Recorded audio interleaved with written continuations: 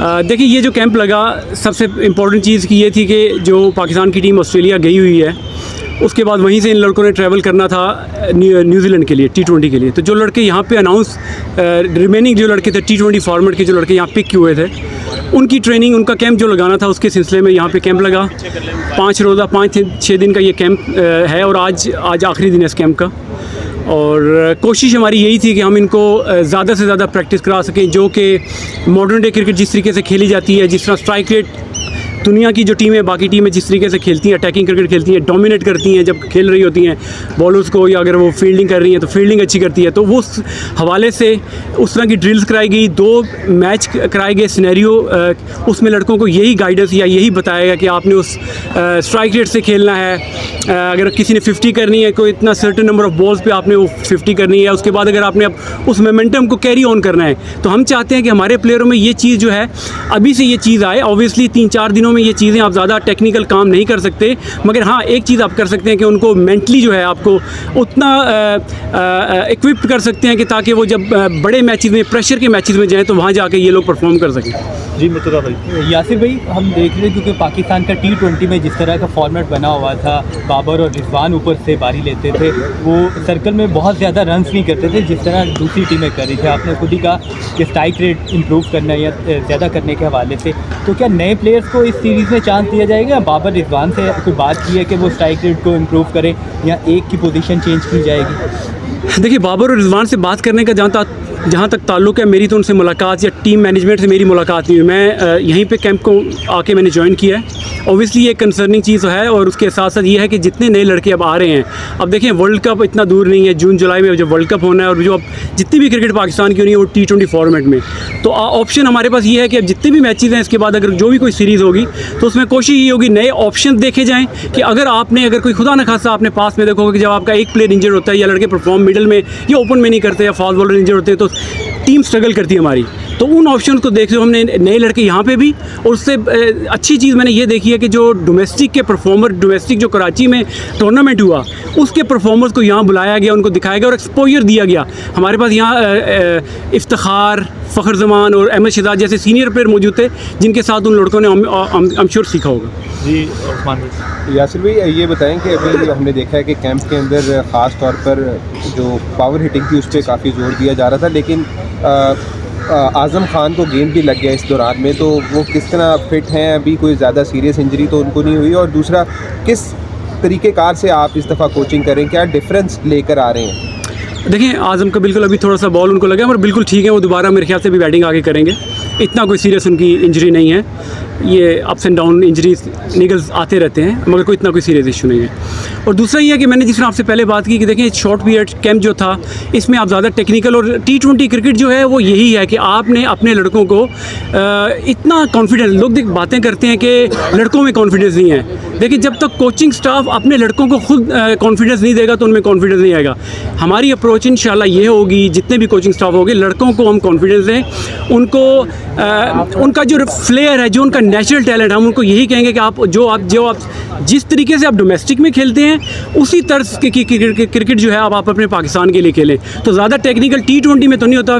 आप देखें, फिज़िकली आप कह सकते हैं उनको आप और बेहतर कर सकते हैं। बॉलर्स अगर हैं तो आप उनको ऑप्शंस दे सकते हैं कि अगर दूसरी टीम आपके ख़िलाफ़ कोई प्लान बना कर आई है तो आपका प्लान B या C क्या है, कि अगर आपको जब मार पड़ रही हो या कोई इस तरह का सिनेरियो आ जाए, नए लड़के इंडक्ट कर रहे हैं हम, प्रेशर में उन्होंने कैसे हैंडल करना, तो ये छोटी छोटी चीज़ें वक्तन हम उनसे बात करते रहते हैं। यासिर भाई, 9 इजाफी प्लेयर्स थे कैंप में, अभी आपने नाम लिया अहमद शहजाद का, वो T20 स्क्वाड में हिस्सा नहीं है। आपने उनकी परफॉर्मेंस भी यहाँ पे देखी होगी, काफ़ी क्लीन हिटिंग कर रहे थे वो। हारिस भी जो हैं वो भी एक्स्ट्रा ऑर्डिनरी किस्म के जो है शॉट्स मारते हैं। तो क्या आप जो है रिकमेंड करेंगे सिलेक्शन कमेटी को इन प्लेयर्स को आगे जो है सीरीज़ में रखा जाए न्यूजीलैंड के बाद जो होगी? देखिए, आपने अहमद की बात की, और मेरा तो बल्कि कोलीग, मेरा जूनियर भी है, और मुझे बड़ी खुशी हुई उनको देखकर। उनका थोड़ा पर्पल पैच चल रहा था 3-4 साल से, उनकी परफॉर्मेंस उस तरह नहीं आ रही थी। मैं डोमेस्टिक में रहता, मैं इंग्लैंड में हूँ, मगर मैं वहाँ से भी यूट्यूब पे जब मैचेस आ रहे होते हैं मैं फॉलो कर रहा होता हूँ। जितनी भी क्रिकेट पाकिस्तान की होती है मैं देख रहा होता हूँ कि उन क्या कर रहा है। अहमद शहजाद ने डोमेस्टिक में भी अच्छा परफॉर्म किया हुआ है और T20 में भी, और मेरा उसको मैसेज मैसेज यही था। मैंने कहा कि ओनली तुम अगर टीम में दोबारा जगह बनानी है तो यही तरीका है आपका, परफॉर्मेंस करें जहाँ आपको मौका मिले, आप अपनी फिटनेस उसका। मैंने देखा कि जितने भी हमने सेशंस किए, ड्रिल्स करवाई, उसने बिल्कुल अच्छे तरीके से फोकस। लोग बात तो करते थे उनके इस इशू की वजह से, मगर मैंने ये देखा कि वो काफ़ी चेंज अहमद में आई है। और इसी तरह लास्ट मैसेज उसको मेरा यही था कि आप इसी तरह परफॉर्मेंस करते रहें, सिलेक्टर्स पे प्रेशर डालते रहें अपनी परफॉर्मेंस की बेस पर, तो इंशाल्लाह एक दिन आएगा जब आप आए, आपको मौका मिले तो आप उसके लिए रेडी रहें। अच्छा यासिर भाई, मेरा सवाल आपसे ये है कि पाकिस्तान के बहुत से ऐसे खिलाड़ी हैं जिन्हें बहुत कम मौके मिले और दोबारा जगह नहीं बना सके, आपके साथ भी यही मसाइल थे, तो आप समझते हैं कि ऐसे खिलाड़ियों को भी दोबारा टीम में खिलाने के लिए आप तरजीह में हैं ये खिलाड़ी? देखिए, मैं हमेशा से यही चीज़ होता था कि अल्लाह ने कभी भी अपॉर्चुनिटी इस लेवल पे दी, कोचिंग में या इस तरह की काम में हुए, तो मैं उन लोगों पे सबसे ज़्यादा मेरी नज़र होगी जिनको लोग डिसरिगार्ड करते हैं, जिनकी परफॉर्मेंसेस को लोग ऑनर नहीं करते। और मैंने जो पहले बात की कि जिस तरह T20 के परफॉर्मर्स को पहली दफ़ा ही वो कहते हैं ना कि पसीना खुश्क होने से पहले मज़दूर की मजदूरी मिल जानी चाहिए, तो मैं भी यही बिलीव करता हूँ कि जो बंदा अगर फॉर्म में है, फिटनेस उसकी अच्छी है, तो उसको उसका रिवॉर्ड मिलना चाहिए। हम लोगों में थोड़ा सा ये होता है कि हम अप्रिशिएट करते कम हैं, नेगेटिव चीज़ें निकाल लेते हैं, अप्रिशिएट नहीं करते। तो यही है कि परफॉर्मेंस की आपने जिस तरह बात की, जो लड़का जब परफॉर्म करे तो उसको उसका हक मिलना चाहिए। अच्छा यासिर भाई, बहुत से नए लड़कों को भी मौका दिया जा रहा है। हमारे जो शाहीन शाह अफरीदी कप्तान भी न्यूजीलैंड के ख़िलाफ़ नए होंगे, क्या देख रहे हैं टीम कितना बेहतर परफॉर्म कर सकेगी? क्योंकि शाहीन शाह अफरीदी जब मुल्तान सुल्तान और लाहौर कलंदर के साथ थे, उन्होंने बड़ा अच्छा टीम को लीड किया था। अब क्या देख रहे हैं न्यूजीलैंड के ख़िलाफ़? देखिए, हमारा तो आप हिस्ट्री देखें T20 की, हमारी बड़ी बैलेंस साइड है। हमारे पास एक्साइटिंग क्रिकेटर्स हैं, जिस तरह यहाँ पे फ़खर जमान, इफ्तिखार हैं। उसके अलावा नए लड़के जिस तरह हसीबुल्लाह का मैं यहाँ नाम लूँगा, बड़े ही एक्साइटिंग अंडर 19 उन्होंने 2 साल पहले जब खेली, वर्ल्ड कप खेल रहे थे, उस तरफ से मैं उनको फॉलो कर रहा हूँ। उसके अलावा साहबजादा फरहान को पहले मौका मिला है और अब काफ़ी इम्प्रूव नज़र आए हैं। और भी लड़के हैं जो डोमेस्टिक के इस टूर पर तो नहीं है, मगर अगर पाकिस्तान क्रिकेट बोर्ड उन पर नज़र रखे तो फ्यूचर में वो आपको कर सकते हैं। बाकी जो ऑस्ट्रेलिया में लड़के हमारे मौजूद हैं, वो भी देखें पाकिस्तान के लिए उन्होंने बड़ा सर्व किया, अच्छे प्लेयर हैं।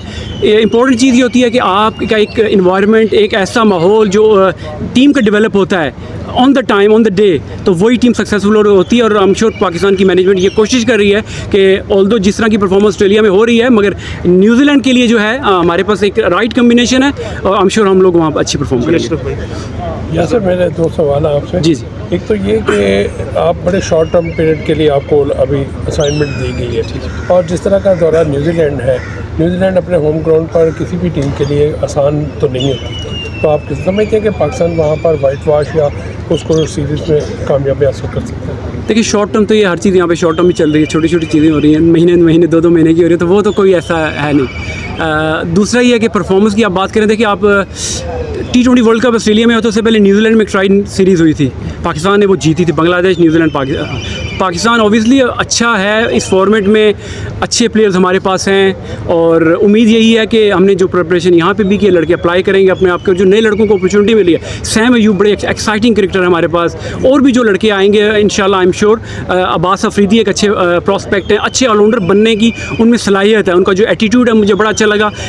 हमने पास में ये देखा कि जो अगर बॉलर है तो वो सिर्फ बॉलिंग पे ही फोकस रखता है, मगर हमारी होना ये चाहिए कि जो अगर बॉलर है तो उसको अपनी बैटिंग पे भी काम करना चाहिए। अब्बास में ये मैंने देखा कि वो अभी भी, बल्कि देखिए नेट में बैटिंग कर रहे हैं, कल परसों से भी वो बैटिंग कर रहे हैं। तो ये चीज़ हम अपने लड़कों में ये चीज़ हमने डालनी है कि अगर आपने पाकिस्तान के हायर लेवल पे खेलना है तो आपको ना या बैटिंग या बॉलिंग पे नहीं, आपको फील्डिंग, बाकी चीज़ों पे भी फोकस करना पड़ेगा अगर लंबे अरसे के लिए पाकिस्तान को सर्व करना है। अच्छा यासिर भाई, पाकिस्तान में अमूमन बहुत सारा देखा जाता है कि हम उस बॉलर को तरजीह देते हैं जिसकी पेस 140 प्लस है।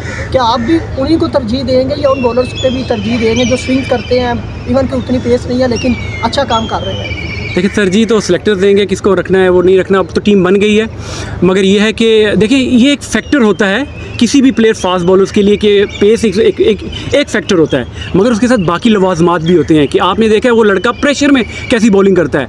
PSL की ये लीग्स हैं, या जो लीग्स में परफॉर्मेंस करते हैं, ज़मीन आसमान का फ़र्क होता है। जब वहाँ पे खेलते हैं आप नेशनल टीम के लिए, अपने मुल्क के लिए खेलते हैं, प्रेशर पड़ता है आपको, जब टॉप क्लास बैटिंग के खिलाफ बॉलिंग करनी पड़ती है, वहाँ पर आपका टेस्ट होता है। तो हमने बाकी चीज़ों को भी कंसिडर करके किसी प्लेयर को अगर चांस देना है तो हमने ये सब चीज़ें देखनी है, फिटनेस लेवल देखना है।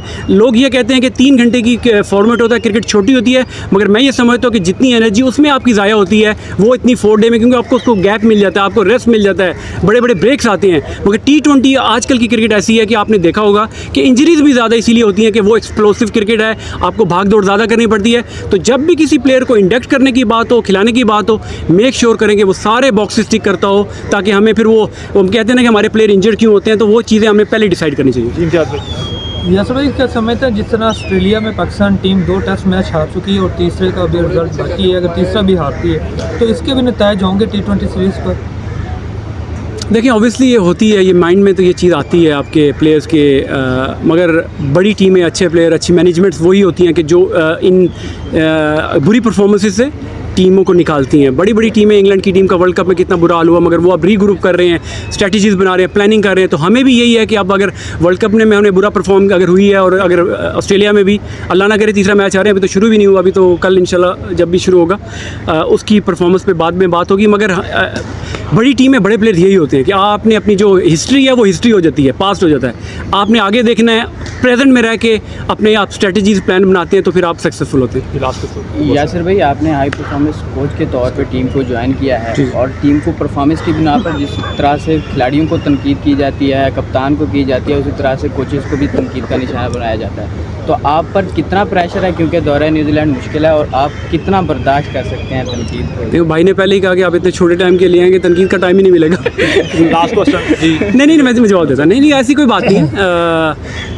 देखिए ये है, अब जब आप इस जगह पे आते हैं तो आपको तारीफ़ भी होती है, आपकी क्रिटिसिज्म भी होती है, डिपेंड करता है मैं इसको कैसे लेता हूँ। हर बंदा अपना काम करता है, आप लोगों ने बिल्कुल अपने एक्सपीरियंस से, अपने माइंड से आप बात करनी होता है, हमें अपने हिसाब से लेना होता है। और जब खेलते थे तब भी तनकीद होती थी, बल्कि ज़्यादा तनकीद होती है। ठीक है, हर बंदे का अपना पॉइंट ऑफ व्यू होता है और होना भी चाहिए, मगर हमारा ये रिस्पॉन्सिबिलिटी और हमारी जॉब है कि जब अच्छा करते हैं फिर तारीफ़ भी होती है, जब बुरा करते हैं बुराई भी। Last question. अच्छा यासिर, अमूमन हमने यहाँ पे प्रैक्टिस सेशन कवर किए हैं, तो पंचिंग बैग हमें फर्स्ट टाइम नजर आया, उसके ऊपर मुक्के बरसाए जाते हैं, लेकिन यहाँ पर इस बार बैटर्स ने बल्ले बरसाए, तो इसके पीछे क्या रीज़न थी? और दूसरा कि अगर पीसीबी आपको लॉन्ग टर्म कॉन्ट्रैक्ट की ऑफर करता है तो कौन सी ऐसी चीज़ है जो कि आप खिलाड़ियों के अंदर लाना चाहेंगे एज अ कोच? उनके कितने अरसे से आप कोचिंग कर रहे हैं? देखिए पंचिंग बैग वाली बात है, देखिए मैंने वो जो लेवल 4 ECB इंग्लैंड लवबरा यूनिवर्सिटी से किया है, हमें 2-2.5 साल यही चीज़ सिखाई गई है। अगर आप पता नहीं आपने देखा, शुरू में हमें मतलब राफ्टिंग सी पे हमें वो रिवर पे ले जाते थे, पहाड़ों से नीचे लाना, गारों में लेके जाना, इस तरह की चीज़ें हमें करवाई गई। हम खुद हैरान थे कि हमें क्या करवा रहे हैं। तो ये छोटी छोटी चीज़ें, आप मॉडर्न डे क्रिकेट इसी को कहते हैं कि जब आप ये देखें, क्रिकेट जो है पहले आर्ट होता था, आर्ट होगा अभी भी, मगर अब ये साइंस हो गई है। अगर आपने अपनी क्रिकेट को बेहतर करना है तो आपने बॉल कैसे करते हैं या बैट कैसे पकड़ते हैं, वो अब चीज़ हिस्ट्री हो गई है।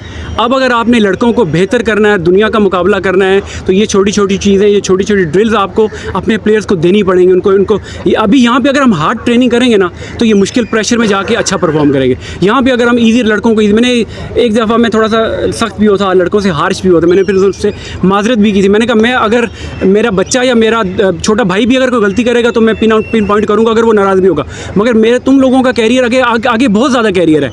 मैं अभी तुम्हें बताऊंगा तो सारी उम्र वो चीज़ तुम लेके आगे चलोगे। तो मैं छोटी छोटी चीज़ें, आप ये रिजल्ट्स जो होते हैं कभी भी ओवरनाइट नहीं आते, और ये कामयाबी भी जो होती है 1-2 दिन में नहीं आती। ये प्रोलॉन्ग, अब लंबे अरसे की बात करें, देखते हैं वो क्या इनका डिसीजन होता है। मगर मेरी ये कोशिश होगी मैं 1 दिन काम करूँ, मैं 1 महीना काम करूँ, मेरी जो बेस्ट जो मैंने नॉलेज है, मैंने जो सीखा है, मैं इन लड़कों में ट्रांसफ़र करूँ। बहुत शुक्रिया।